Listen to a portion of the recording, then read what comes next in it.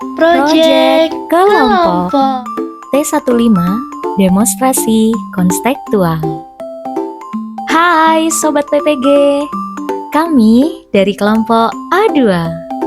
Dan inilah kami, Vina Dwi Septiana, Firda Aulia Saliha, Firdaus Eka Febrianti, Fitri Arifatul Ilmi, Indah Evatus Soleha, dan Rizky Adzalis.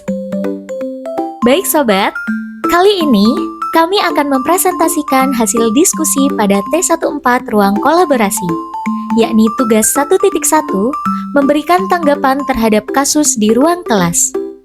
Terdapat 3 kasus yang akan kami tanggapi dan elaborasikan ke dalam konsep belajar serta teori belajar.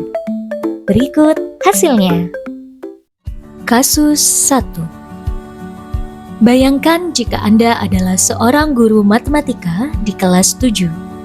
Saat ini, Anda hendak menyampaikan materi mengenai matematika sosial, yakni mencari nilai rata-rata atau MEAN. Untuk memudahkan peserta didik dalam memahami pembelajaran, Anda mencoba untuk membuat urutan atau langkah-langkah yang perlu diikuti oleh peserta didik agar dapat mencari nilai rata-rata pada sebuah soal. Anda meminta kepada peserta didik untuk mengerjakan soal yang Anda berikan. Hasilnya, peserta didik mampu mengerjakan dengan benar sesuai dengan langkah yang telah Anda siapkan. Beberapa saat kemudian, Anda meminta kepada peserta didik untuk mengulangi soal yang sama tanpa melihat urutan pengerjaan soal, dan peserta didik mampu mengerjakannya dengan benar. Pertanyaannya adalah: A. Menurut Anda, apa yang membuat peserta didik mampu mengerjakan soal dengan baik pada percobaan kedua tanpa melihat urutan atau langkah pengerjaan soal? B. Sebagai seorang calon guru, dalam kegiatan belajar yang seperti apa metode di atas dapat diterapkan? Elaborasi jawaban Anda dengan menyertakan teori yang berkaitan. Hasil diskusi. A. Alasan mengapa peserta didik mampu mengerjakan soal dengan baik pada percobaan kedua tanpa melihat urutan atau langkah-langkah. Di sini karena adanya stimulus yang diberikan oleh guru berupa pembuatan langkah-langkah atau urutan sebelum siswa mencoba mengerjakan.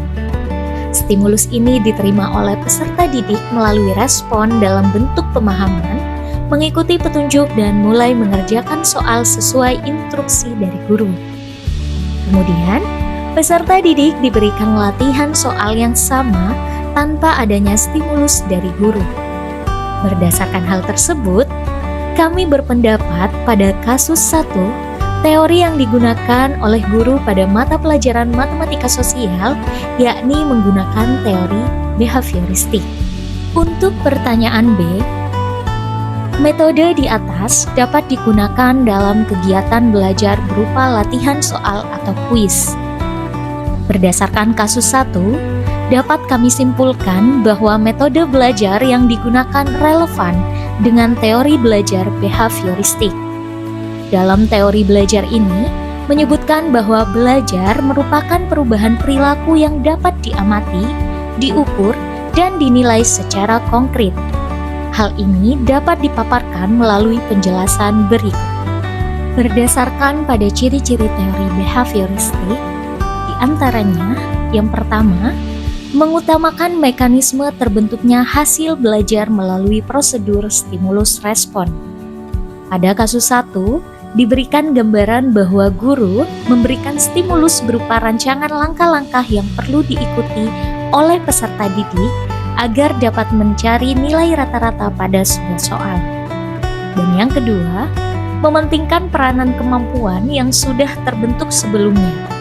Selanjutnya, dalam kasus tersebut, melalui stimulus dari guru, peserta didik dapat menjawab soal dengan baik. Hasil yang diperoleh membentuk kemampuan yang dapat digunakan peserta didik dalam mengerjakan soal selanjutnya. Yang ketiga, mementingkan peranan aksi dan mementingkan pembentukan kebiasaan melalui latihan dan pengulangan. Dalam kasus 1, beberapa saat kemudian guru meminta kepada peserta didik untuk mengulangi soal yang sama tanpa melihat urutan pengerjaan soal. Dan yang keempat, memunculkan perilaku yang diinginkan sebagai hasil dari proses belajar.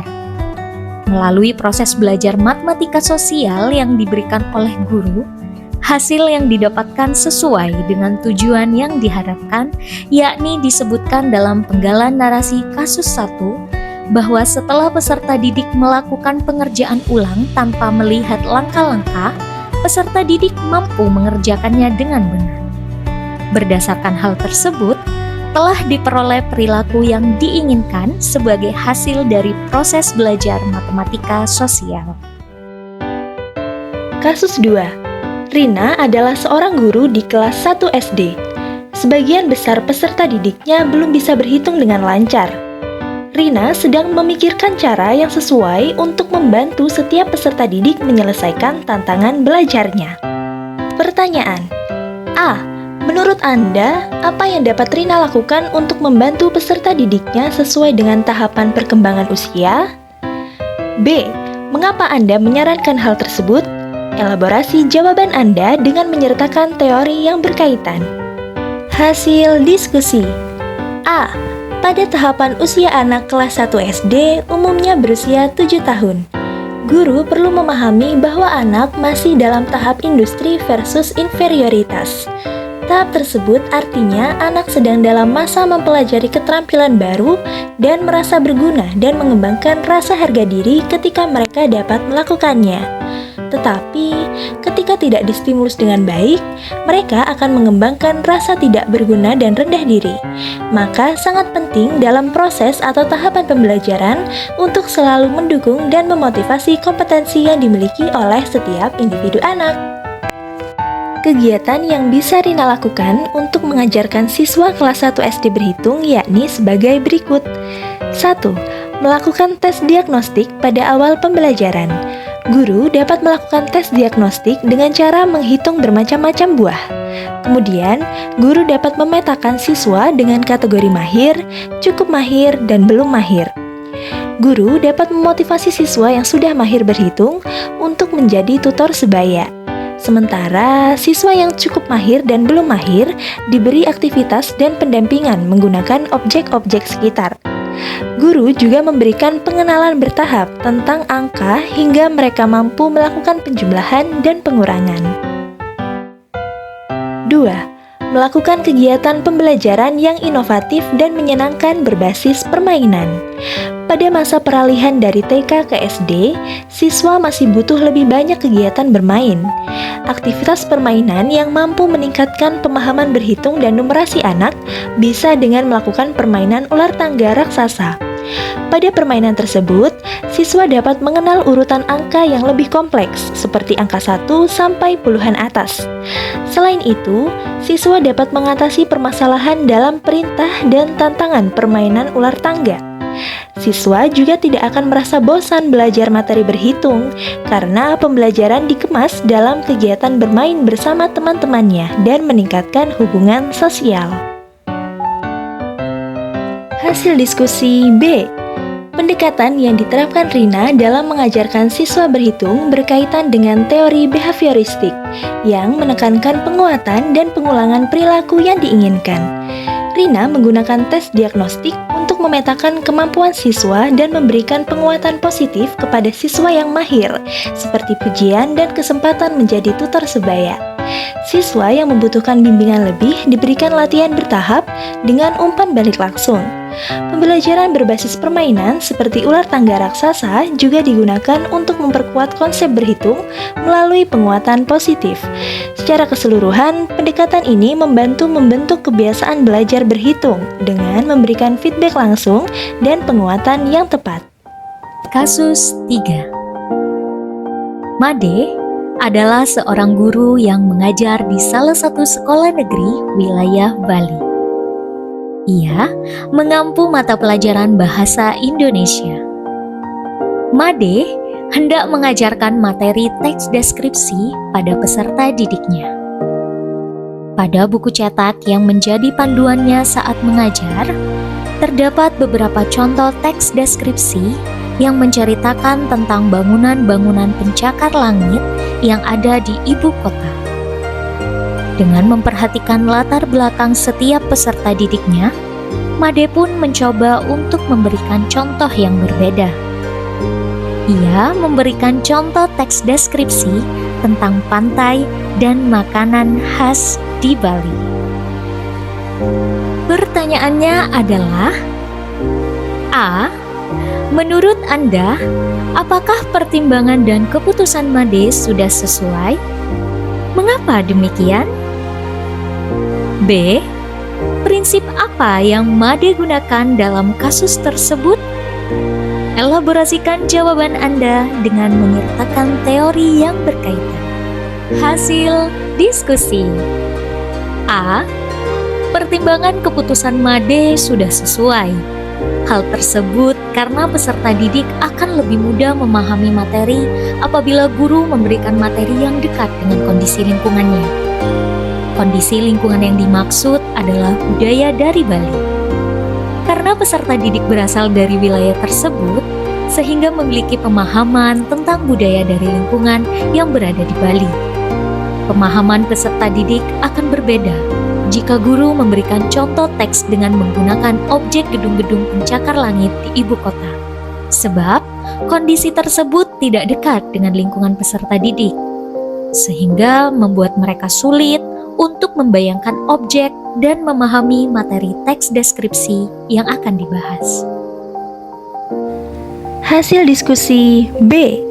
Dalam kasus 3, Made membantu peserta didik untuk memahami materi dengan memberikan contoh teks berdasarkan budaya mereka. Made telah membantu peserta didik dalam mengeksplorasi dan memahami ide-ide dapat terhubung. Kasus tersebut sangat dekat dengan konsep teori sosial kognitif. Kasus 3 tersebut berkorelasi dengan prinsip sosial kognitif berupa perilaku, faktor sosial, dan faktor kognitif yang saling mempengaruhi proses belajar peserta didik. Proses belajar menurut teori sosial kognitif terdiri atas observasi, pemodelan, dan pengamatan langsung. Dalam kasus 3 ini, Made telah melalui 2 tahapan, yaitu observasi atau faktor kognitif dan pengamatan langsung atau faktor lingkungan dalam rangka memberikan contoh teks deskripsi kepada siswanya. Namun belum sampai dalam tahapan pemodelan karena hasil belajar dalam perilaku siswa belum muncul. Made telah memenuhi ciri teori belajar sosial kognitif, yaitu A.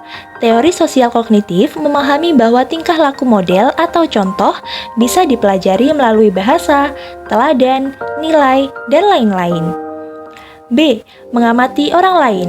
Manusia memperoleh pengetahuan, aturan-aturan, keterampilan-keterampilan, strategi-strategi, keyakinan-keyakinan, dan sikap-sikap. C. Mementingkan pengaruh latar belakang lingkungan. Terima kasih. Adakah pertanyaan untuk kami?